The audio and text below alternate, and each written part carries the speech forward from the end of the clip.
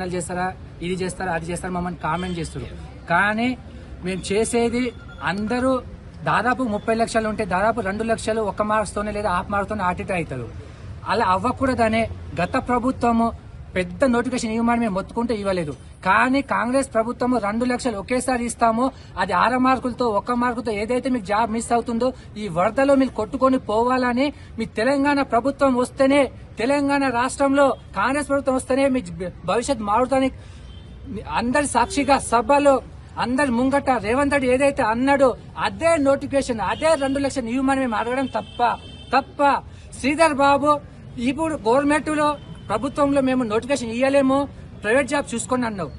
నీకు దమ్ము ధైర్యం ఏమైనా ఉంటే నువ్వు శ్వేతపత్రం రిలీజ్ చేయి. దావాస్ మీటింగ్ వెళ్ళినావు కదా, తెలంగాణ రైజింగ్ మీటింగ్ పెట్టుకున్నావు కూడా, ఎంత మందికి నువ్వు ప్రైవేట్ జాబ్ ఇప్పించినావు, ఎంత మందిని నువ్వు కంపెనీస్ ఇక్కడ దావాస్ నుంచి ఇక్కడ ఎన్ని కంపెనీస్ వచ్చినాయి, ఎంత మందికి మా తెలంగాణ విద్యార్థులు ఎంత మందికి నువ్వు నోటిఫికేషన్ ఇచ్చినావు, చూపెట్టు నీ దమ్ము ధైర్యం ఉంటే. అప్పుడు కదా నువ్వు చెప్పాల్సింది మేము గవర్నమెంట్ జాబ్ ఇవ్వలేము, ఇంత లక్షల మందికి మేము ప్రైవేట్ జాబ్ ఇచ్చాము అని నువ్వు చెప్పుకోవాలి కదా. మరి ఏ ప్రైవేట్ జాబ్స్ లేవు, గవర్నమెంట్ నోటిఫికేషన్ లేదు, అయినా సరే మేము నోటిఫికేషన్ ఇవ్వము. అసలు ప్రభుత్వం మీద మీరు ఆశలు వదులుకోవడం ఎంతవరకు కరెక్ట్ మీరే చెప్పండి. రేవంత్ రెడ్డి నీకు చెప్పుకుంటున్నావు కదా, నీకు ధైర్యం ఉంటే, నేను నల్లమల్ల అడవి నుంచి వచ్చాను, నల్లమల్ల పులి అన్నావు కదా, నల్లమల్ల అడవిలో ఉంటే రోషం ఉండాలి, ఇచ్చిన మాట మీద దమ్ము ధైర్యం ఉండాలి కదా. మరి దమ్ము ధైర్యం ఉండా రైతులకు, ఏ రైతులైతే కన్నిటి చుక్క కారి పొలంలో పడాల్సింది మీ లాఠీ దెబ్బల మీద పడుతుంది. ఇది ఊరియా కోసం ధర్నాలు చేస్తున్న రైతులు. ఇదా నల్లమడ అడవి నుంచి వచ్చే మాటలు. ఏ విద్యార్థులు అయితే తెలంగాణ కోసం ప్రాణాలు అర్పించినావు, మళ్ళీ మీ ప్రభుత్వంలో మేము కూడా నోటిఫికేషన్ కోసం ధర్నాలు చేస్తూ ఇగో ధర్నాలన్నీ తిరుగుతున్నాం. ఈదా నల్లమల్ల పులి, ఈదా నల్లమల్ల అడవి నుంచి వచ్చానని చెప్పుకుంటావు. నేను వ్యవసాయ కుటుంబం నుంచి వచ్చాను. ఎక్కడి నుంచి వచ్చాను? నల్లమల్ల అడవి నుంచి వచ్చావు. నిజంగా నువ్వు నల్లమల్ల అడవి నుంచి వచ్చే మరి ఏంటి నువ్వు ఇచ్చిన మాట ఎక్కడిపా? నువ్వు ఇచ్చిన హామీలు ఏటిపా? కనీసం ఉందా నీకు?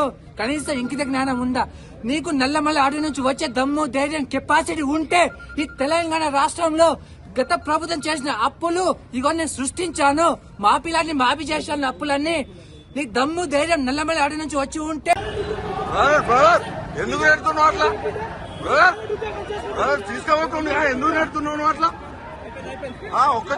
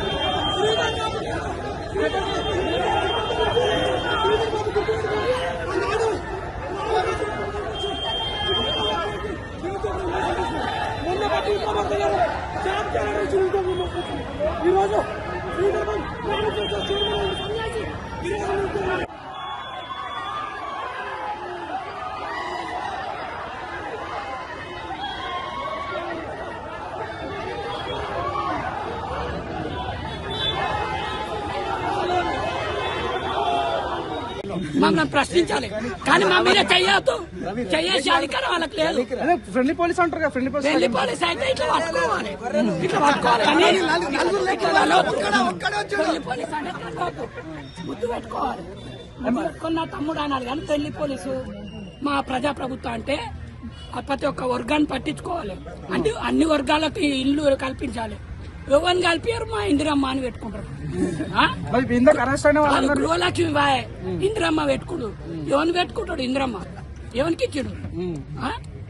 మరి ఇందాక అరెస్ట్ అయిన వాళ్ళని చాలా మందిని కూడా ఆటోలో తీసుకెళ్ళిండు. ఏ రకంగా ఏం చెప్తా? అది రజాకార వ్యవస్థ కంటే అసూట్ ఉంది. మా బాబు నిజం అన్న జర నయం గానీ వీళ్ళు ఇంకా నిరంకుశంగా పరిపాలించారు.